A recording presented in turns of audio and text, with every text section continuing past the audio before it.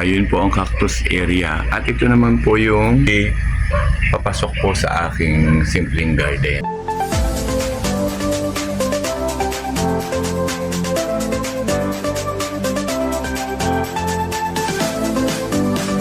Magandang araw po sa ating lahat. Kumusta po kayo? Kumusta po ang inyong paghalaman?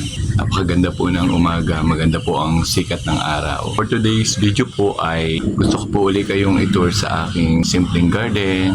Gusto ko pong ipakita sa inyo yung ginawa ko, paano ko po pinaaliwalas ng aking garden. Dahil ako po doon sa mga nakaraang pong video ay pinakita ko po na ako po ay titrim po ng mga labis-labis pong mga sanga po ng halaman, dahon po ng halaman. Halaman po kasi mas gumaganda po pag atin pong pinopruning. Isa po yun sa maganda pong paraan para mapaganda po natin ating halaman. Today's video po ay tutur po tayo ulit sa aking garden. Samahan po ninyo ako. Tara na po.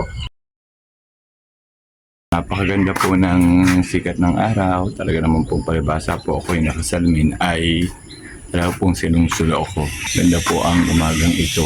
At tamang-tama naman po itong ganitong sikat ng araw para po tayo ay maging healthy. Ayun po ang cactus area. At ito naman po yung gate papasok po sa aking simpleng garden. Pag pupunta po kayo sa bahay, ang una po inyong makikita ay tapan po ng bahay, tapos sa tabi po ng bahay yung cactus area, tapos sa tabi po niya, ito na pong gate papunta po sa aking garden. Ito po yung aking cactus and succulent area. Ayan po. Mga simple lang pong cactus at mga simple pong succulent. So ito po yung una nyong makikita pag pumasok po kayo sa aking simpleng garden. Ito po yung bungad na po ng aking garden. Ayan. So tayo po ay papasok na. Una po ninyong makikita ay lagyan ko po ng daan papunta po sa aking kubo. Yun po naman yung aking propagation area. Ito po ang bungad ng aking garden. So ito po yung gate papasok. Maliit pong gate. At ito naman po yung pathway kung saan pagpasok po ninyo ay kung gusto po ninyo ay didiretso na po kayo sa aking propagation area. Yun po ang propagation area ko. Kung ayaw po muna namang dumiretso sa aking propagation area, ito naman po yung tabi po ng gate. So ito po, pwede rin po ditong dumaan. Yun po naman yung labas ng aming gate kung saan doon po dumadaan ng mga sasakyan. Pwede po kayo dining umikot muna kung gusto pong magtingin-tingin ng halaman. So ito po yung halamang nakatanim. Iba't iba pong klase pero mostly po ang nakatanim po din sa areang ari ay strawberry. Kung sa dulo ay kangkong. Harvest din po ang namin ng kangkong. Ito naman po yung makukulay na bulaklak na makikita nyo pagpasok po ninyo sa gate ng aking garden. Yan po, kulay pink po, meron din pong puti, at minsan po may sumisingit pong kulay violet. Kaya po pagpasok po nyo ng garden, ito po ang bubungad sa inyo, ito pong mga bulaklak na ito. Ganda po ng sikat ng araw. Ayan, ito po. Yun po ang aking propagation area. Yan. Punta po tayo sa propagation area. Yan. Ito naman po yung aking propagation area. Yan. Medyo nakakatuwa na rin po ang propagation area. Ang dami na kang halaman pong na-propagate ko sa area pong yan. Ito po din yung table ko kung saan dito rin po ako nagpropagate ng halaman. Ito po ang tabi po ng aking pathway. Ang garden naman po ay hindi po kailangan sobra-sobra ang dami ng halaman. Hindi po ganun kadami, mas nagiging mas maaliwalas po. Ito naman po yung ng aking propagation area. Maaliwalas na din po kasi po nagbawas po ako ng mga dahon ng saging na mahaba na halos umabot na po sa linya ng kuryente, kaya po aking pong tinagtag para po mas maaliwalas po. At saka yung pong ibang halaman ay inalis ko na po dahil bawas po tayo. At ang aking pong itinanim ay strawberry. Kaya po maganda na rin po siyang tingnan. At ang tinanim ko pong strawberry ay buhay na din po. Ito po yung tabi po ng propagation area. Kung saan po ang nakatanim po ay saging at nagbawas po ako ng mga dahon at malapit po kasi sa kuryente. Ito po yung tinanim ko pong strawberry. Ito po ang isa. Nakatuwa po yan. Maaliwalas din po. Nagbawas po kasi tayo ng mga halaman na medyo nakakasagabal po para maging maaliwalas po. Mas maganda po siyang tingnan. Tanim din po akong pinya. Yan pong mga pinya pong iyan na tanim ko, yun po ay yung magbagong taon po at may nakadisplay po sa table na pinya at nakain na po namin, kinukuha ko po yung pinakadulo. At yun po ay tinatanim. Yun po ang tinatanim. Ito naman po yung likod po ng aking propagation area. Dito ko po nilalagay yung pong mga gamit po sa paghahalaman. At saka yung pong mga nawawalis ko din pong mga lupa. Yung pong nasa para pong styro, yun po ay may lupa po na aking pong kinokompos. Ito po yung likod ng aking propagation area. Yan. So yun po ang aking mga ginagamit po sa paghahalaman. Yan pong mga tabla, yun po ay gawa po nung giniba ko pong kubo. Ay sayang po yung tabla.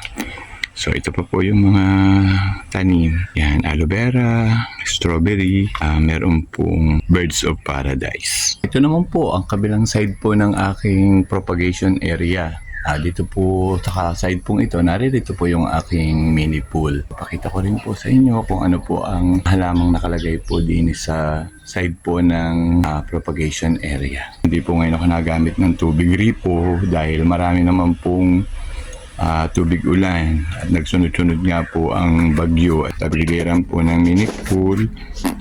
Yun yung pong aking po mga pinopagate na oregano po at potos. So yun naman po ay aking basurahan. Tinakloban ko po muna ng sirapong yero para po hindi po pag naulan po ay hindi po babasa.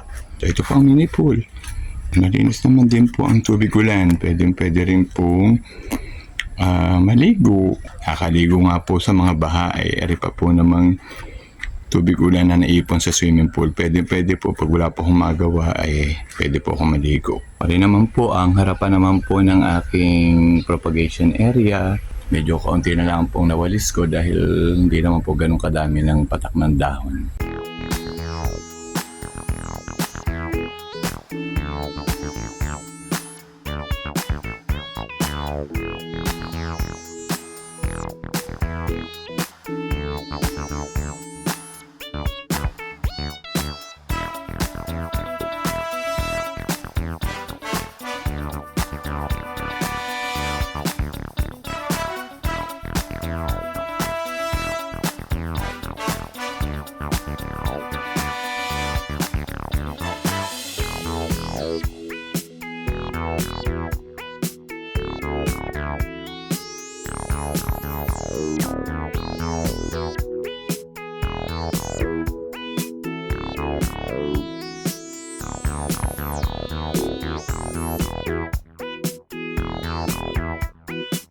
Natatandaan po ninyo, ito po yung ating pong kinat na rubber tree. Kung saan tayo po yung nag-propagate. Ayan, ang dami na pong suloy, ang dami na pong bagong sanga at bagong dahon. Ayan po yung rubber tree na atin pong pinuruning. Ayan, mas gumanda po, hindi po ganun kataas. Ang dami na pong bagong dahon, bagong sanga.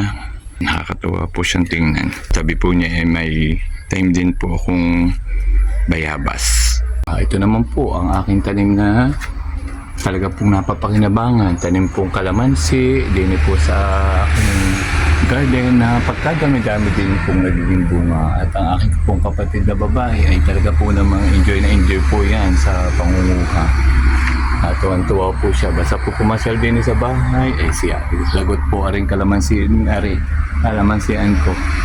Enjoy po siya sa pangunguha. Ang ginagawa po niya ay tinitimpla po niya, ginagawa po niyang kalamansi juice.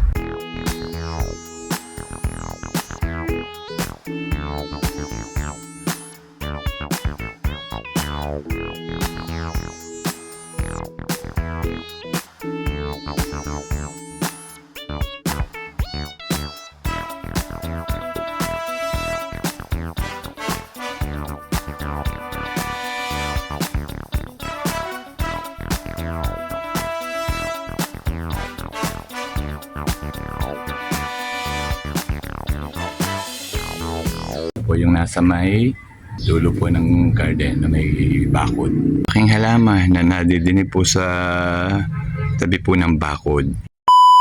na-tour ko na po kayo sa garden. So sana po ay nagustuhan po ninyo ang ating pong pagtutour din po sa aking simpleng garden. Sa pag-garden naman po, sa paghahalaman, kung tayo po ay pagod na, ay kailangan din naman po natin magpahinga. Hindi po kailangan nating magtodo ng sipag sa paghahalaman, baka naman po kung ano ang mangyari sa atin. So hinay-hinay lamang po, mapapaganda po natin ang ating garden habang ini-enjoy po natin ang ating paghahalaman.